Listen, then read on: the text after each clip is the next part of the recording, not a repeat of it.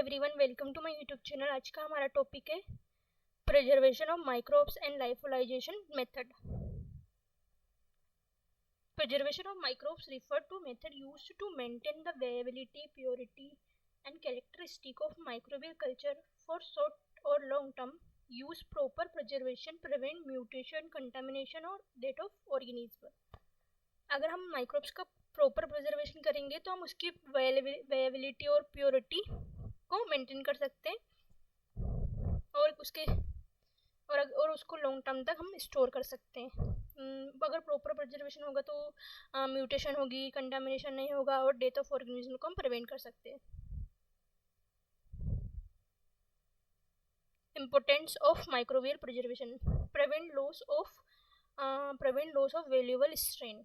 मतलब ये valuable strain को, मतलब जो बैक्टीरिया हमारे लिए इम्पोर्टेंट है, जिसका सैंपल कम आता है, उसको ये लॉस होने से बचाता है, प्रिवेंट करता है।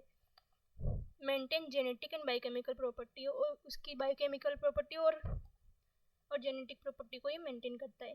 Enable long term storage without सब कल्चरिंग, मतलब सब कल्चरिंग किए बिना हम इसका स्टोरेज नहीं कर सकते। Common method of microbial preservation, इसकी क्या क्या मेथड है? रेफ्रिजरेटर, डीप फ्रीजिंग, लाइफोलाइजेशन, मिनरल और oil overlay, storage on style oil और प्रॉपर डिस्क। अब हम पढ़ेंगे इसमें हम पढ़ेंगे लाइफोलाइजेशन, फ्रीजिंग, ड्राइंग। लाइफोलाइजेशन को हम फ्रीजिंग ड्राइंग मेथड भी कहते हैं। Lyophilization is one of the most reliable and long lasting preservation method used for bacteria, fungi and virus. जो लाइफोलाइजेशन है ना, उसको हम फ्रीजिंग ड्राइंग मेथड भी कहते हैं। ये एक लॉन्ग टर्म, मतलब बैक्टीरिया, वायरस और फंगी को लॉन्ग लास्टिंग रखता है। मतलब इसका प्रिजर्वेशन हम लॉन्ग टर्म तक कर सकते हैं, लॉन्ग टाइम तक कर सकते हैं। प्रिंसिपल पढ़ेंगे हम इसका। Lyophilization is based on the principle of sublimation, direct conversion of water from ice to vapor under reduced paper। लाइफोलाइजेशन एक, मतलब इसमें एक प्रोसेस होती है सब्लिमेशन, जिसमें सॉलिड का डायरेक्टली गैस में कन्वर्ट होना। मतलब जो वो इसमें बैक्टीरिया, वायरस के जो सैंपल में उसमें वाटर प्रेजेंट होता है, उसको हम आइस में कन्वर्ट करेंगे, जो कि उसका प्रेशर रिड्यूस करेंगे तो ये वेपर स्टेट में चल जाएगा। This remove water from microbial cell without damaging their structure, allowing for long term viability। मतलब ये मेथड ऐसी है कि इसमें हम, मतलब जो भी बैक्टीरिया, वायरस, फंगस को हम प्रिजर्व करेंगे, उसकी जो स्ट्रक्चर है, फिजिकल प्रॉपर्टी है, उसको कोई नुकसान नहीं होगा। Procedure, lyophilization is a 3-step process used to preserve microorganism by removing water from culture via sublimation under vacuum. This allows storage of microbes for year without loss of validity और genetic stability. मतलब लाइफोलाइजेशन 3-step procedure है, जिसमें हम bacteria, virus, fungi को preserve करते हैं, microbes को preserve करते हैं। इसमें क्या होता है कि सब्लिमेशन जो प्रोसेस है वो इसमें टेकन प्लेस होती है, जिससे हम उसका जो प्रेशर है वो रिड्यूस कर देंगे, तो डायरेक्ट गैस में कन्वर्ट हो जाएगा, solid. Preparation of microbial culture, obtain a pure, healthy and dense culture. उसकी मतलब हमें प्योर कल्चर चाहिए, तो उसके लिए हमें करना पड़ेगा कि grow the desire micro organism in an appropriate nutrient rich medium. मतलब हमको सब कल्चर करना पड़ेगा न्यूट्रिएंट ब्रोथ या न्यूट्रिएंट अगार में, जो भी हमारे पास क्या बोलते सैंपल है, कल्चर है, उसको incubate under optimal condition, temperature, pH, oxygen. मतलब है ना, हमको उसको इंक्यूबेट करना है 37 डिग्री सेल्सियस पे।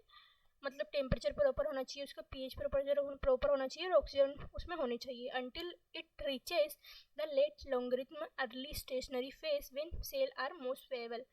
मतलब ना उसकी प्रॉपर ग्रोथ होगी तो हमें उसकी स्टेशनरी फेज में उसकी अच्छी जो सेल है वो मोस्ट वेल्यूएबल होगी, मतलब अच्छी ग्रोथ वाली सब कल्चर मिल जाएगी हमको। Harvest the culture aseptically, addition of cryoprotectant. इसका पर्पस क्या है? Protect microbial cell from damage due to freezing and drying. मतलब हम इसमें फ्रीजिंग और ड्राइंग करेंगे तो उसका जो माइक्रोबियल सेल है, जो भी बैक्टीरिया है, फंगी है, वायरस है, उसको डैमेज होने से बचाती है।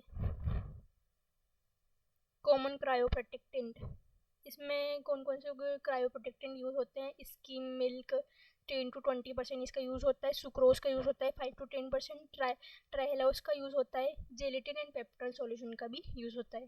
तो इसकी प्रोसीजर क्या है? Mix equal volume of sterile cryoprotectant solution with the microbial suspension.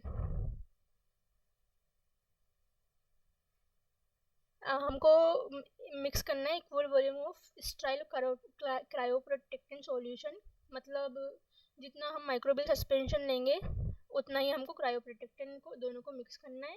फिर इसको हम करना है dispense the mixture into style glass ampoules और वाइल्स, मतलब हमको इसको मिक्स करने के बाद या एम्प्यूल्स या वाइल्स में ट्रांसफर कर देना है स्मॉल वॉल्यूम, मतलब उसकी वॉल्यूम होना चाहिए 0.5 to 1 ml पर वॉल्यूम। अब हम वो देखते हैं third procedure, freezing, pre freezing stage.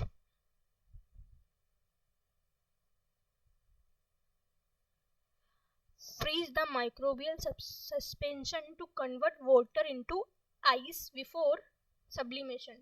हमको जो भी हमारे पास जो माइक्रोबियल सस्पेंशन था जिसमें हमने क्रायोप्रोटेक्टेंट को मिक्स किया था उसको हमें फ्रीज करना है क्योंकि उसको हमें जो वाटर है उसको आइस में कन्वर्ट करना है ताकि सब्लिमेशन की प्रोसेस हो सके।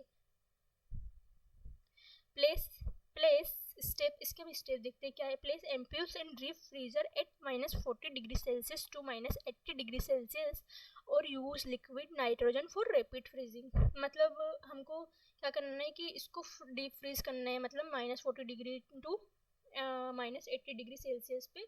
उसमें हम लिक्विड नाइट्रोजन को भी मिक्स कर सकते हैं ताकि जो फ्रीजिंग हो वो जल्दी हो। Ensure uniform and complete freezing for 1 to 2 hours longer depending on volumes। मतलब हमें 1 to 2 hours को रखना है ताकि उसकी अगर इसकी वॉल्यूम ज़्यादा है तो हम इसको 1 to 2 hour रखना है। प्राइमरी ड्राइंग, सब्लिमेशन स्टेज, मतलब ये वाली स्टेज में सब्लिमेशन टेकन प्लेस हो जाती है। Principle, under low pressure vacuum ice directly change to vapour, मतलब लो प्रेशर, मतलब at the time of low pressure मतलब वैक्यूम क्रिएट हो जाता है तो आइस डायरेक्टली चेंज हो जाती है किसमें? वेपर में, रिमूविंग अबाउट 95% ऑफ वाटर। मतलब क्या होगा कि आइस डायरेक्टली वेपर में कन्वर्ट हो जाएगी तो उसका जो 95% वाटर था आइस में वो रिमूव हो जाएगा। स्टेप्स क्या है इसकी? Transfer the frozen ampoules into lyophilizer, मतलब हमको जो एम्पुल्स में हमने वो जो सस्पेंशन माइक्रोबियल सस्पेंशन को फिल किया था जिससे वो आइस बन गया था उसको हमें लाइफोलाइजर जो मशीन है उसमें डालना है। Apply vacuum to reduce pressure, मतलब उस पर वैक्यूम अप्लाई करना है ताकि उसका जो प्रेशर है वो कम हो जाए। टाइपिकली उसका pressure gradually raise shelf temperature to -20°C to 0°C to promote sublimation, मतलब उसका से टेम्परेचर -20°C से हो जाना चाहिए ताकि वो प्रमोट कर सके सब्लिमेशन को। Duration few hours to 1 to 2 days depending on sample volume and equipment, मतलब 1 to 2 days को रखना चाहिए इसको ताकि मतलब वो सैंपल पर डिपेंड करता है कि अपने पास कितने सैंपल है, कितना इक्विपमेंट है, तो उस हिसाब से हमको 1 to 2 days रखना है।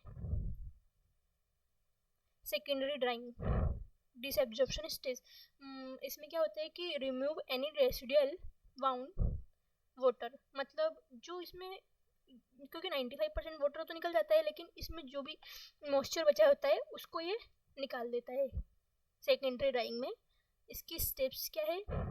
Further increase the shelf temperature to -0°C to -30°C, मतलब ये अपना टेम्परेचर इतना इसका होना चाहिए। Maintain vacuum during this stage, vacuum को मेंटेन करना है। सेवरेबल hours until drying is complete. कुछ घंटों बाद ये कंप्लीट हो जाएगा. सीलिंग ऑफ एम्प्यूल्स, क्योंकि सीलिंग क्यों करते हैं? क्योंकि protect the dry culture from moisture and contamination. मतलब ताकि जो वो एम्प्यूल्स में हमने वाटर को रिमूव किया था और माइक्रोबियल को प्रिजर्व करने की जो स्टेज थी उसमें इसको सील इसलिए करते हैं ताकि मॉइस्चर, इसको प्रिवेंट करते हैं मॉइस्चर से और कंटामिनेशन, ताकि कंटामिनेशन ना हो जाए. सील एम्प्यूल्स अंडर वैक्यूम और feel with style inert gas. इसको एम्प्यूल को सील करने अंडर, मतलब इसको भी हम सील करेंगे तो लो टेम्परेचर वैक्यूम होना चाहिए, मतलब लो प्रेशर पे करते हैं, वैक्यूम उसमें होना चाहिए. Feel with style inert gas, इसको अपन गैस से फील कर सकते हैं, जो कि जिसका एग्जांपल है, मतलब कौन सी गैस? नाइट्रोजन से. Flame seal glass cap tightly vials. अगर फ्लेम से सील कर रहे हैं ग्लास को तो उसका केप टाइटली होना चाहिए, वाइल्स का टाइटली लगाना चाहिए उसको. Level and store ampoules in cool dark and dry condition. Level करना है एम्प्यूल, मतलब उसको लेवल तो करना ही पड़ेगा ना कि कौन सा सैंपल है, कौन सी बैक्टीरिया है, कौन सी फंगी है, क्या है, उसको लेवल करना है. स्टोर मतलब इसको, और जो एम्पूल्स है ना, जो वाइल्स है, उसको कूल टेम्परेचर पर स्टोर करना है. डार्क एंड ड्राई कंडीशन, मतलब टेम्परेचर कूल, उसका जो टेम्परेचर होता है वो कूल होना चाहिए. डार्क कंडीशन होनी चाहिए, सनलाइट नहीं होनी चाहिए, और ड्राई कंडीशन होनी चाहिए. या तो हम इसको रेफ्रिजरेट कर सकते हैं कितना 4 to 8 degree Celsius. Rehydration, recovery of microbes when it needed, मतलब अगर इसकी ज़रूरत है तो. Procedure: open the ampoules under sterile condition, add sterile nutrient broth or saline to rehydrate dry culture, incubate under suitable condition, receive microbial activity. मतलब इसमें हम अगर अपने को इसको लग रहा है रिहाइड्रेट करना है तो हम इसमें अगर मतलब न्यूट्रिएंट ब्रोथ को डाल सकते हैं. ये इसका डायग्राम है. इसमें पहले हमने क्या किया, मतलब पहले हमने उसमें क्रायोप्रोटेक्टेंट डाला, फिर उसको क्रायोप्रोटेक्टेंट क्यों डालते हैं, क्यों मिक्स करते हैं, ताकि वो जो उसकी मतलब जो माइक्रोबियल कॉलोनी है वो डैमेज ना हो सके. फिर उसके बाद हमने आइस का फॉर्मेशन करवाया. फिर आइस से फिर उसको हमने सब्लिमेशन करवाया, जिसमें उसका प्रेशर रिड्यूस करके उसको वेपर स्टेट में कन्वर्ट कर दिया सॉलिड को डायरेक्टली. फिर उसके बाद उसको हमने सील कर दिया. इसके एडवांटेज क्या क्या है? Removal of water at low pressure. क्या मतलब एक लो प्रेशर पे वाटर का रिमूवल हो जाता है, मतलब सॉरी टेम्परेचर पे. thermolevel material can be dried. Sterility can be maintained or recontinuation is easy. Disadvantage: maintained biological molecules are damaged by the stress associated with freezing dry और broth. मतलब अब जब हम इसको फ्रीज करते हैं तो जो बायोलॉजिकल मोलिक्यूल्स जैसे बैक्टीरिया, फंगी, वायरस है, तो वो थोड़ा उसका डैमेज होने का चांस होता है. Process is that example, the process of drying cause extensive damage to molds, protozoa and most virus. मतलब ये जो फ्रीजिंग ड्राइंग मेथड है वो मोल्ड्स या प्रोटोजोआ और मोस्ट वायरस को डैमेज कर सकती है. Thank you.